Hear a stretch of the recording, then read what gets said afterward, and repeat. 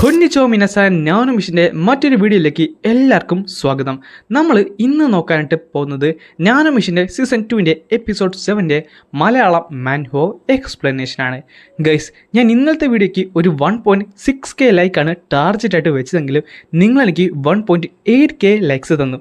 അതുകൊണ്ട് തന്നെ നിങ്ങൾക്ക് വേണ്ടി ഒരു ലോങ് വീഡിയോ ഞാൻ ചെയ്യാൻ പോകുവാണ്. പക്ഷേ നാളെ മറ്റന്നാളും അത് നടക്കത്തില്ല, ബിക്കോസ് എനിക്ക് കുറച്ച് പ്രോഗ്രാംസ് ഉണ്ട്. അതുകൊണ്ട് വരുന്ന തിങ്കളാഴ്ച നിങ്ങൾക്കൊരു ലോങ് ഉള്ള വീഡിയോ ആയിട്ടായിരിക്കും ഞാൻ വരാൻ പോകുന്നത്.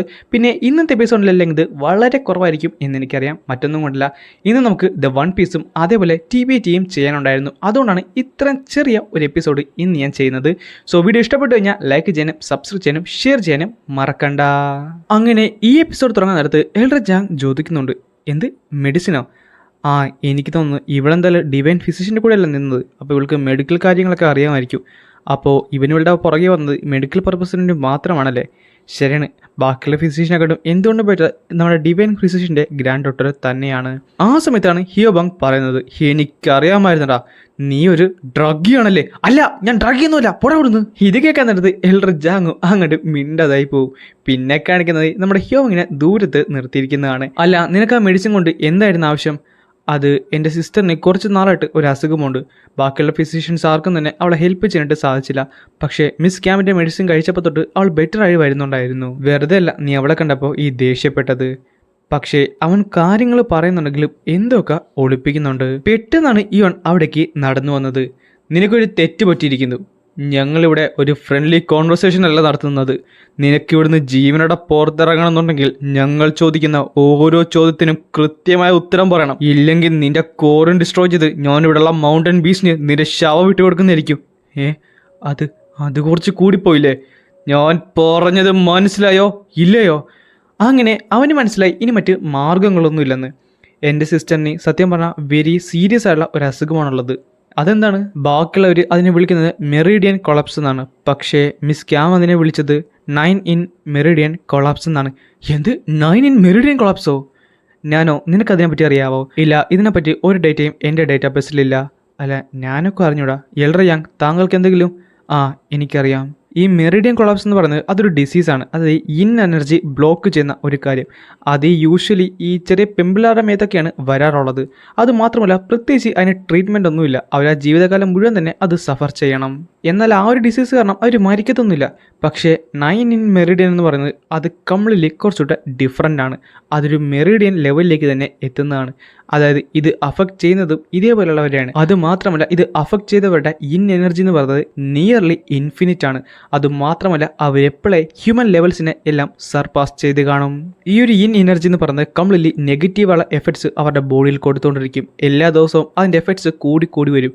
അതുകൊണ്ട് തന്നെ അവരുടെ ബോഡിയുടെ ബാലൻസ് നഷ്ടപ്പെട്ട് അവർക്ക് 20 ആകുന്നതിന് മുമ്പ് തന്നെ മരിക്കാറുണ്ട്. ഉള്ളത് പറയുകയാണെങ്കിൽ ഇത് ശരിക്കും യുണീക്കുള്ള ഒരു ഡിസീസാണ്. ഞാനിതിനെപ്പറ്റി കേട്ടിട്ട് മാത്രമേ ഉള്ളൂ.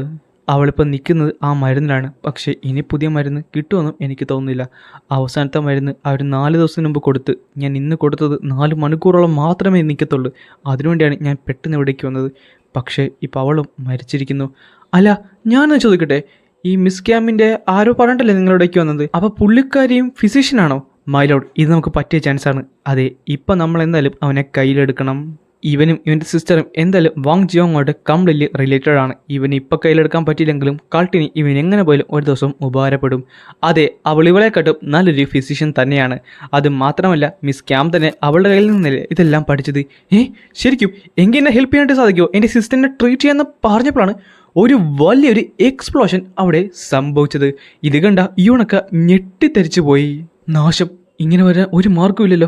ഞാൻ 4 മണിക്കൂർ മുമ്പല്ലേ അവൾക്ക് മരുന്ന് കൊടുത്തത്. പക്ഷേ ആ മരുന്ന് മൈലോഡ്, അവളെ കണ്ടിട്ട് അധികം ദൂരത്തല്ലെന്നാണ് തോന്നുന്നത്. അവൾ അടുത്തായിരുന്നെങ്കിൽ എനിക്ക് ഉറപ്പായിട്ടും അവിടെ ഒരു കോൾഡ് എനർജി ക്ലിയർലി അറിയാൻ സാധിച്ചെന്നാ. പക്ഷേ അതിൻ്റെ സിസ്റ്ററാണ് അവളുടെ ഇൻ എനർജി എക്സ്പ്ലോർ ചെയ്തതാണ്. എന്ത്, നിന്റെ സിസ്റ്ററിൻ്റെയോ? ഞാൻ കേട്ടിട്ടുണ്ട് ഇവർക്ക് ഇൻഫിനിറ്റ് ആയുള്ള എമൗണ്ടുള്ള ഇൻ എനർജി ഉണ്ടെന്ന്. പക്ഷേ ഇത് ഞാൻ വിചാരിച്ചതിലും അപ്പുറമാണല്ലോ. പ്ലീസ് എന്നെ അഴിച്ചുവിട്. അവളുടെ ജീവൻ ഇപ്പോൾ വലിയ അപകടത്തിലാണ്. ഞാൻ അവിടേക്ക് ചെന്ന് അവളുടെ ബ്ലഡ് വെസൽസ് ഒക്കെ ബ്ലോക്ക് ചെയ്തില്ലെങ്കിൽ പ്രശ്നമാകും. അടുത്ത സെക്കൻഡ് ഇയോനാട്ടെ അതങ്ങോട്ട് ചെയ്യുന്നുണ്ട്. അവനെ അങ്ങോട്ട് റിലീസ് ചെയ്യുന്നുണ്ട്. അടുത്ത സെക്കൻഡ് തന്നെ അവനാട്ടെ ആ കയറൊക്കെ പൊട്ടിക്കും. നീ മുമ്പിൽ പോ, ഞങ്ങൾ പിറകെ വരാം. യെസ് എന്ന് പറഞ്ഞിട്ട് ബേഗ് ജി, നീ എൻ്റെ കൂടെ വാ. ഹിയോബോങ്, എൽഡർ നിങ്ങൾ രണ്ടുപേരും ഇവിടെ നിന്ന് ആ ബേബിനെ പ്രൊട്ടക്ട് ചെയ്തല്ലോ. Yes my lord. അടുത്ത സെക്കൻഡ് അവരോടൊന്ന് പോകുന്നുമുണ്ട്.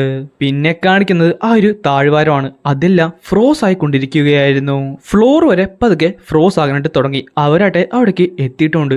നാശം, എനിക്ക് തണുക്കുന്നു. ഇത് ശരിക്കും വിന്റർ പോലെ തന്നെയാണ്. അധികം ഇന്റേണൽ എനർജി ഇല്ലാത്ത ഒരാളാണെങ്കിൽ ഈ തണുപ്പിൽപ്പെട്ട് തന്നെ മരിക്കുന്നതാണ്. അങ്ങനെ അവരവിടെ എത്തിയിട്ടുണ്ട്. എന്നാൽ ആ കാഴ്ച കണ്ട ഇയോൺ ശരിക്കും ഞെട്ടി. ബിക്കോസ് അവിടെ ഉണ്ടായിരുന്ന ആ സ്ഥലം തന്നെ കംപ്ലീറ്റ്ലി ട്രാൻസ്ഫോം ചെയ്ത് കഴിഞ്ഞു.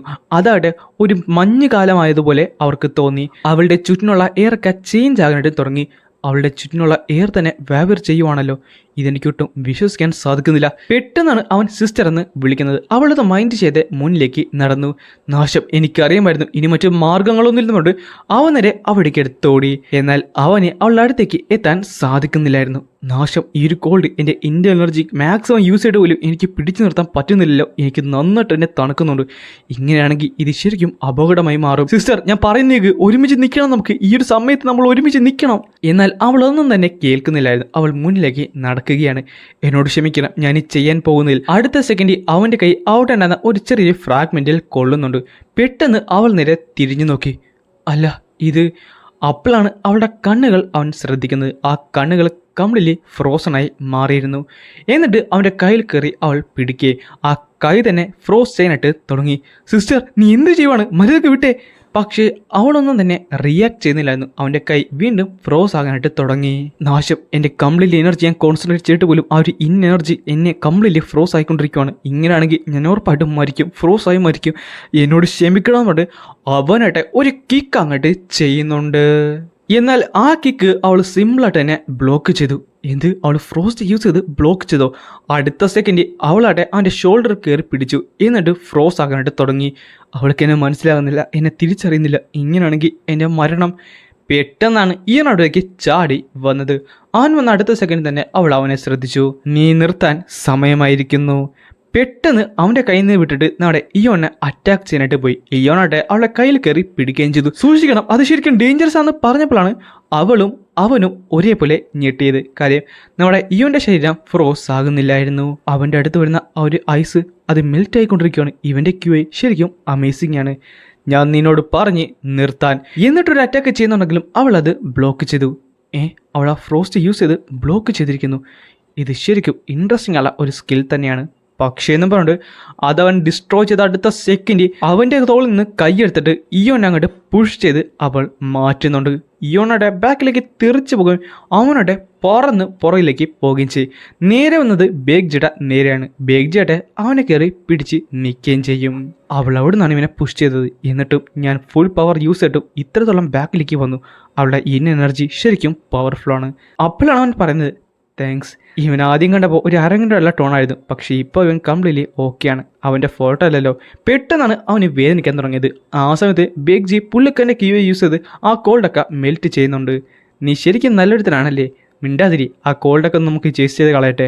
അല്ല, നമുക്കിവിടെ സംസാരിച്ച് നിൽക്കാൻ സമയമില്ല. എൻ്റെ സിസ്റ്റർ ഇപ്പം നിന്നില്ലെങ്കിൽ കഴിഞ്ഞ പ്രാവശ്യം ഞാൻ അവളെ സ്റ്റോപ്പ് ചെയ്തത് എനിക്ക് ഒറ്റയ്ക്ക് കിട്ടിയതുകൊണ്ട് മാത്രമാണ്. അത് മാത്രമല്ല, ഇപ്പോൾ അച്ഛനില്ലാത്ത സമയത്താണ് ഇങ്ങനെ സംഭവിച്ചത്. അച്ഛനല്ലാതെ ആർക്കും തന്നെ അവളുടെ ഒരു എനർജി കംപ്ലീറ്റ് കൺസീൽ ചെയ്യാനായിട്ട് അല്ല, പെട്ടെന്ന് ഇയോൻ അവൻ്റെ സോഡ് പുറത്തേക്ക് എടുത്തിരുന്നു. അല്ല, ഇവൻ ഞാൻ വിചാരിച്ചതുപോലെയല്ല. ഇവൻ ശരിക്കും മോൺസ്റ്റേഴ്സ് ആണ്. നീ വെയിറ്റ് ചെയ്. സത്യം പറഞ്ഞാൽ അദ്ദേഹത്തിന് അത് സ്റ്റോപ്പ് ചെയ്യാൻ പറ്റില്ലെങ്കിൽ നമ്മളെല്ലാവരും പ്രശ്നത്തിലാണ്. പക്ഷേ എനിക്കങ്ങനെ തോന്നുന്നില്ല.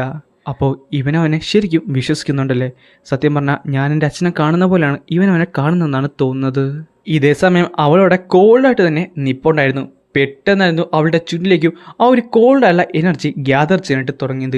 ഇത് ശരിക്കും ഇൻഫിനിറ്റ് ആയുള്ള എനർജി ആണല്ലേ? അവളുടെ സ്കിൽസ് ഓരോ സെക്കൻഡുകൾ കഴിയുന്നിടത്ത് കൂടിക്കൊണ്ടിരിക്കുകയാണ്. അവളുടെ എനർജി എന്ന് പറയുന്നത് അത്രത്തോളം ഡേഞ്ചറസുമാണ്. പെട്ടെന്ന് അവളുടെ കൈ നീട്ടുകയും അവിടേക്ക് ഐസ് പാർട്ടിക്കിൾസ് വരാനായിട്ട് തുടങ്ങി. എന്നിട്ട് അതെല്ലാം എയറിൽ പ്രത്യക്ഷപ്പെടാനും തുടങ്ങി. നാശം, ഇതൊട്ടും നല്ലതല്ലല്ലോ. അതേസമയം അവൾ നേരെ അവളുടെ കൈ മുന്നിലേക്ക് വെക്കാൻ നേരത്ത് ബേഗ്ജി കാറഞ്ചി മൈലോഡ് സൂക്ഷിച്ച്. അടുത്ത സെക്കൻഡ് അവൾ ആ അറ്റാക്ക് ചെയ്ത് കഴിഞ്ഞു. ആ ഒരു അറ്റാക്ക് എല്ലാം തന്നെ ഈയോന്റെ നേരെ വരാൻ നേരത്ത് അവൻ പറയും ചെയ്യും, ഞാനോ അജുവിൻ്റെ റിയാലിറ്റി മോഡ്. എന്നിട്ട് ആ ഒരു ഐസ് ഫ്രാഗ്മെന്റ്സിന്റെ ട്രജക്ടറി കംപ്ലീറ്റ്ലി അനലൈസ് ചെയ്യും. അങ്ങനെ അത് അനലൈസ് ചെയ്തുകൊണ്ട് അതെല്ലാം ഡോഡ്ജ് ചെയ്തുകൊണ്ട് അവൻ്റെ നേരെ വന്നത് എല്ലാം ബ്ലോക്ക് ചെയ്തുകൊണ്ട് ഇയോനോടെ നിന്നു. എന്നാൽ അവളോടെ നിർത്താൻ ഒട്ടും ആഗ്രഹിക്കുന്നില്ലായിരുന്നു. വീണ്ടും അവൾ അറ്റാക്ക് ചെയ്തു. ഇയോനോടെ അവൻ്റെ അടുത്തേക്ക് വരുന്ന ഓരോ അറ്റാക്സും കംപ്ലീറ്റ്ലി ഡിസ്ട്രോ ചെയ്ത് കളഞ്ഞു. ഇത് ഞാൻ വിചാരിച്ചതിലും അപ്പുറമാണ്. ഇവൻ ശരിക്കും അമേസിംഗ് ആണ്. ഈ ഒരു ഫ്രാഗ്മെന്റ്സിലൊന്നും അവളുടെ ഈ എനർജി ഇല്ല.